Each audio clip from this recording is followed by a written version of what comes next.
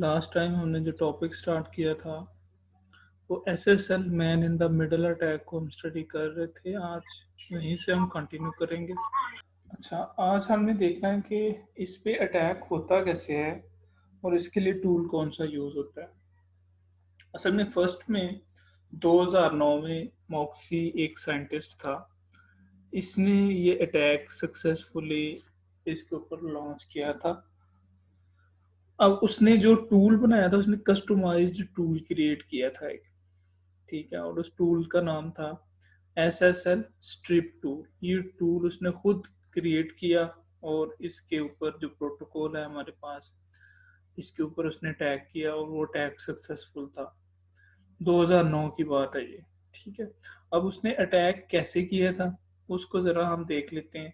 तो उसने किया क्या था कि जो ट्रैफिक है बिटवीन द क्लाइंट और जो वेब सर्वर है इनके दरमियान जो ट्रैफिक है इसको मॉनिटर किया उसने, ठीक है। यानी जो क्लाइंट और जो वेब सर्वर है उन दोनों के दरमियान जो ट्रैफिक थी उसको मॉनिटर करना स्टार्ट कर दिया,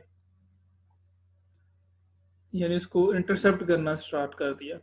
अब उसने किया क्या कि जब HTTPS URL जो है वो उस SSL स्ट्रिप टूल के में उसको इंटरसेप्ट करता है, तो वो क्या करता है कि जो HTTPS रिक्वेस्ट आती है ना सर्वर की साइड से, जो HTTP रिक्वेस्ट को रिडायरेक्ट करता है कि HTTPS पे मूव हो जाए, तो ये टूल क्या करता है वो उसको फोर्स करता है कि वो HTTPS पे मूव ना करे, बल्कि HTTP लिंक पे ही उसका जो है वो कनेक्शन कंटिन्यू रहे।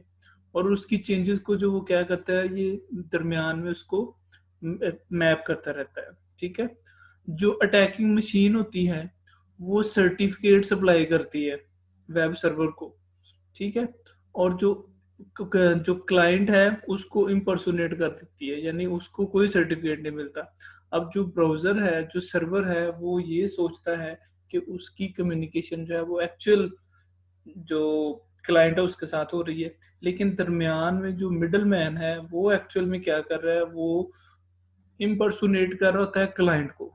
अब वो करता क्या है कि जो HTTPS पे ट्रैफिक आती है फ्रॉम सर्वर उसको HTTPS पे खुद अपने पास रिसीव करता है, लेकिन जो उसके पास अपने वो डेटा जो है वो जो क्लाइंट है, यानी इस साइड पे अगर आप देखें कि ये क्लाइंट का वेब ब्राउज़र है, ठीक है, और ये हमारे पास सर्वर है और ये मैन इन द मिडल है जो कि अटैक कर रहा है, ठीक है। अब ये करता क्या है, ये सबसे पहले तो इस ट्रैफिक को सारी को मॉनिटर कर रहा होता है कंटिन्यूअसली। जैसे ही उसे कोई ट्रैफिक में ऐसा यूआरएल मिलता है जो कि रिक्वेस्ट क्या है किसी सर्वर के साथ, तो ये क्या करता है, इसने कनेक्ट टू HTTPS साइट पे इसको फोर्स किया। तो ये क्या करता है, जब इस यहाँ से ये बैक रिक्वेस्ट आ रही होती है ना, तो ये जो HTTPS की रिक्वेस्ट है उसको रिप्लेस कर देता है कि ये HTTP पे ही रहे, यानी जो प्रीवियसली उस पर कनेक्शन इनिशियलाइज हुआ था वो उसी पे फोर्स करता है यूजर को कि वो HTTPS पे मूव ना करे, लेकिन वो HTTP पे पे ही अपने ट्रैफिक सेंड करना स्टार्ट कर दे। अब ये होता क्या है, जितना भी इसमें प्रोसेस है वो सारा प्रोसेस थ्रू ही अटैकर हो रहा होता है, ये वाला जो अटैकर है।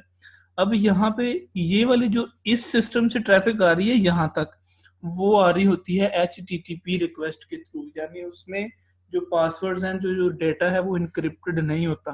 तो ये जो अटैकर है ये क्या करता है, ये उस ट्रैफिक को अपने पास जो है स्टोर करना स्टार्ट कर देता है, लेकिन उसी ट्रैफिक को आगे फर्दर सर्वर को सेंड कर रहा होता है यूजिंग HTTPS।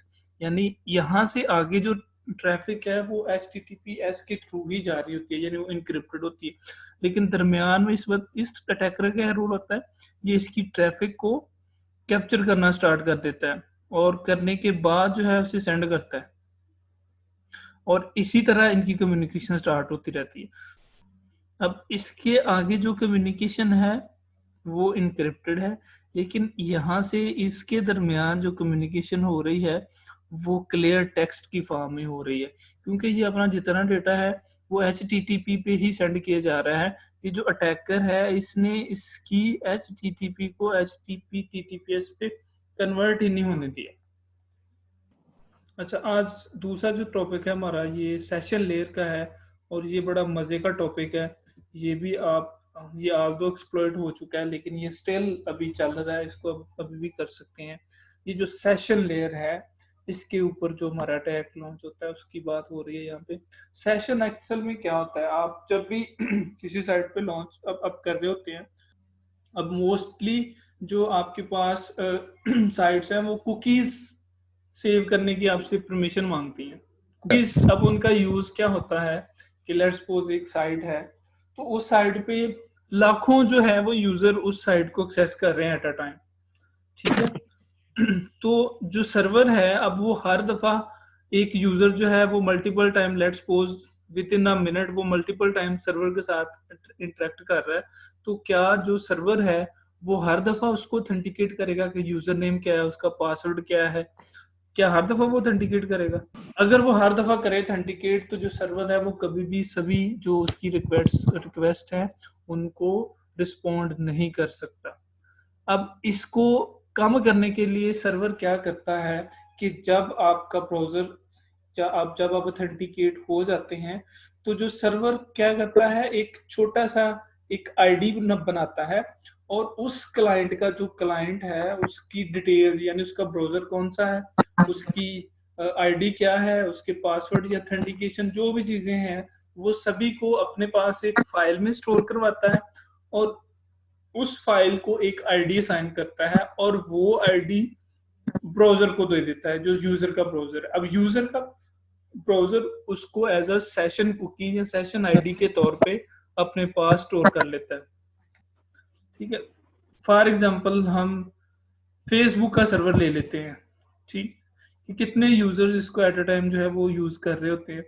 तो फेसबुक ने या उसने क्या किया होता है कि उसको आपकी जो यूजर को ऑथेंटिकेट करने के बाद उस यूजर की जो ऑथेंटिकेशन है या उसका जो प्रोसेस है उसको एक फाइल में स्टोर करता है अपने पास और उस फाइल को एक आईडी असाइन कर देता है और वो आईडी यूजर के सिस्टम पे स्टोर करवा देता है एज अ सेशन आईडी, ठीक है, जो उसकी आपके ब्राउजर की कुकीज में जाके स्टोर हो जाती है।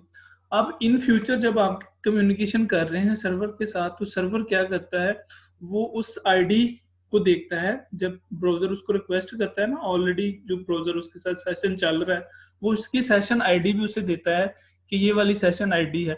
फिर वो सर्वर उसको दोबारा से ऑथेंटिकेट करने की बजाय कि उसका यूजर नेम पासवर्ड या और इन्फॉर्मेशन इस तरह की चेक करे, वो क्या करता है उसकी सेशन आईडी को अपने पास क्या करता है मैच करता है और उससे ही सिर्फ ये अंदाजा करवा लेता है कि ये ऑथेंटिकेटेड यूजर है और उसको उसका जो रिक्वायर्ड होम पेज है वो शो करवा देता है।